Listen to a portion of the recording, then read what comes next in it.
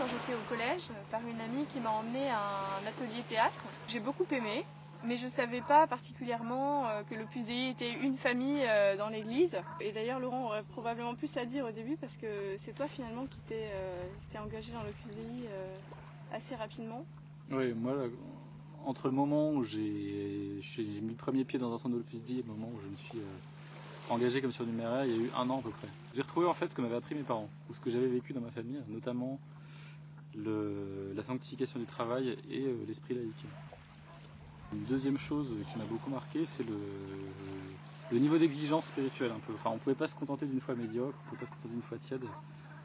Quand on est chrétien, il faut avoir une foi forte, entière, qui prend toute la vie. Et moi, c'est cet aspect-là en fait qui m'a le plus touchée.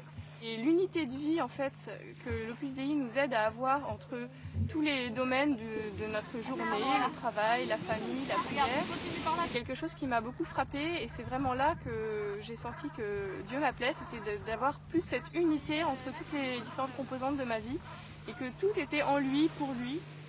Est-ce que tu vois mon doigt qui passe de l'autre côté là? Ah oui, une double. On va le faire après. C'est pas parce que Laurent et moi on fait partie de l'Opus Dei que les enfants feront forcément des activités spirituelles avec l'Opus Dei et en feront forcément partie après. D'une certaine manière, on peut dire que c'est chacun de son côté, tout comme on a chacun notre profession. Maintenant, c'est forcément quelque chose qui a un impact sur la vie de couple. On peut en parler ensemble, quand on peut on va à la messe ensemble, on dit le chapelet ensemble, on prie ensemble, surtout en vacances en ce moment, c'est vraiment quelque chose qu'on peut vivre à deux et qui nous procure beaucoup de joie. Une des choses intéressantes quand c'est lié à Saint José Maria, c'était que c'est pas parce qu'on est marié qu'il faut en quelque sorte être en terrain conquis avec son conjoint et qu'il faut garder un peu l'esprit qu'on avait quand on était fiancé. Quand tu commences à connaître quelqu'un dans une relation amoureuse, tu as toujours envie de savoir plus ce qu'il est, ce qu'il aime, ce qu'il a fait. Bah pour moi c'est ça, c'est dans la vie de couple, toujours s'intéresser à ce que Laurent a fait dans sa journée, qu'il a rencontré et à pas penser que je le connais parce que ça y est, ça fait 6 ans qu'on est mariés et que je connais tout ce qu'il aime. Et non, parce que en fait on peut être toujours surpris par son mari. Voilà, et ça me paraît vraiment important de garder cet esprit. En fait pour moi c'est ça l'esprit de fiancé. Et c'est ce qui permet de s'aimer de façon renouvelée tous les jours. Une araignée sur le plancher, tricotait des bottes, dans un flacon, une maçon,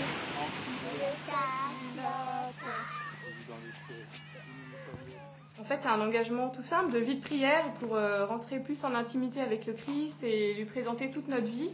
Dans l'Opus Dei, on nous apprend beaucoup à être concret en fait dans le chemin qu'on fait avec Dieu, c'est-à-dire d'identifier vraiment les points sur lesquels on peut s'améliorer, par exemple. Non, pas les doigts. J'ai des journées bien remplies parce que je travaille avec 80%, j'ai 3 enfants qui sont petits. Du coup, le matin, je commence par la prière, je me lève un peu plus tôt. Et c'est ce qui me permet après de garder la paix dans la journée, même quand j'ai l'impression que je ne vais pas réussir à faire tout ce que j'ai à faire. Et d'avoir des vrais moments, au travail d'être à mon travail, à la maison d'être vraiment avec les enfants. Et quand je suis avec Dieu, d'être vraiment avec lui. Et si je peux, j'essaye de trouver des moments au calme. Le mieux, c'est quand je peux être dans une église, mais sinon, dans ma chambre, le matin, je suis sûre d'avoir un moment de calme pour parler tranquillement avec Dieu. Beaucoup de gens me disent que mon engagement dans l'Opus Dei est contraignant. C'est vrai que c'est exigeant, mais grâce à cette régularité dans la vie de prière, j'acquiers beaucoup de paix et de liberté intérieure et ça m'aide à vivre mes journées bien remplies, sereinement. Se tricotait des bottes, les maçons dans un flacon. Voilà, les vacances sont finies. On va reprendre le rythme trépidant de la vie parisienne. J'ai vu dans le ciel une mouche à miel, pensait la guitare de raton confus, sonnait l'angélus au son de leur fanfare.